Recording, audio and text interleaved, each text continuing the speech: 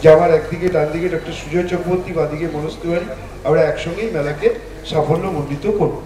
কালকেই দেখা গেছিল গতকাল সন্ধ্যায় যে ঘটনাটা ঘটেছে, তারপরে মেলা প্রত্যেকের পরিবারেও কিছু সমস্যা থাকে, আমাদের পরিবারেও একটা সমস্যা ছিল, কিন্তু সেটা অতীত।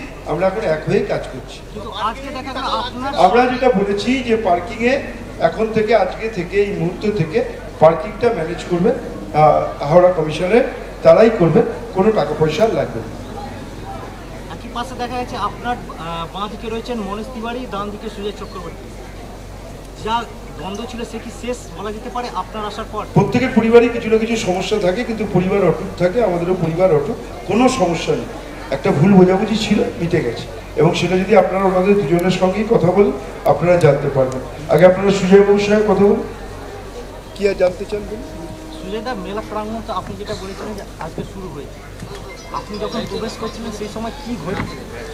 দেখুন, যেটা হয়, আমাদের মাননীয় মন্ত্রী যখন ঢুকছিলেন, আপনারা জানেন তখন একটা অবভিয়াসলি একটা রাশ থাকে, তার মধ্যে প্রেসও থাকেন, সাধারণ মানুষ থাকে। সেইখানে কোথাও একটা ওনার মনে হয়েছে উনি আমার সামনে চলে এসেছেন, আমার মনে হচ্ছে উনি আমার সামনে চলে এসেছেন, তো পায়ে লেগে গেছে। সেই জন্য সেই জায়গাটাকে, ঘটনাটা এরকমই হয়েছে, এর বেশি কিছু হয়নি। এটাকে বেশি করে ফুলিয়ে ফাটিয়ে দেখানোর কোনো দরকার নেই। আর আমরা একসঙ্গেই আমরা মেলা, আমাদের মাননীয় মন্ত্রী পাশে বসে রয়েছেন, অনেকটা নির্দেশ দিয়েছেন, দিদি নির্দেশ দিয়েছেন যে আমাদের এখানে কার্নিভাল যে শুরু হয়েছে, আমরা 2 তারিখ অবধি প্ল্যান ছিল, আপনারা শুনেছেন, আমরা 3 তারিখ অবধি করবো, এবং আমরা সকলে মিলেই করবো একসাথে, এবং এই কার্নিভাল যাতে বেস্ট কার্নিভাল হয় সেটাই আমাদের সকলেই লক্ষ্য থাকবে।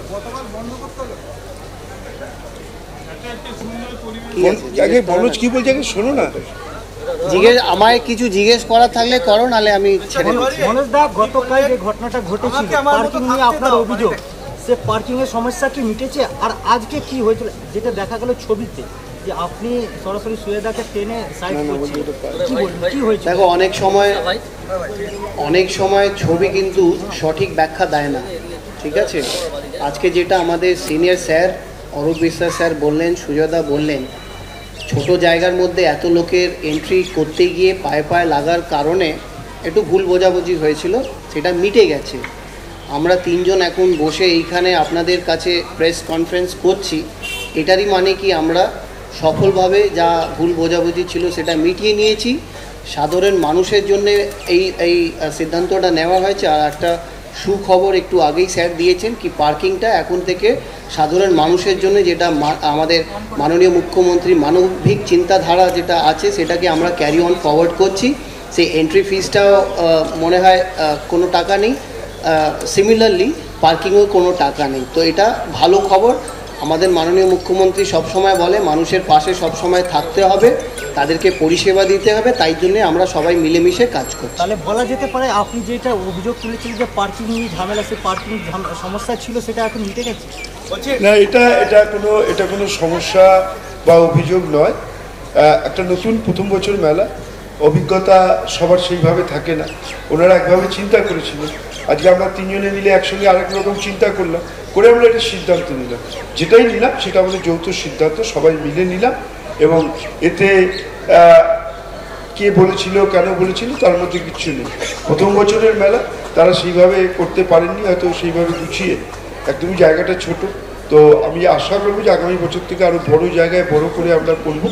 তো সেই কারণেই বলছি যে আমরা সবাই মিলে যে সিদ্ধান্ত হয়েছে, আমরা 3 জনে মিলে সেই সিদ্ধান্ত গ্রহণ করছি।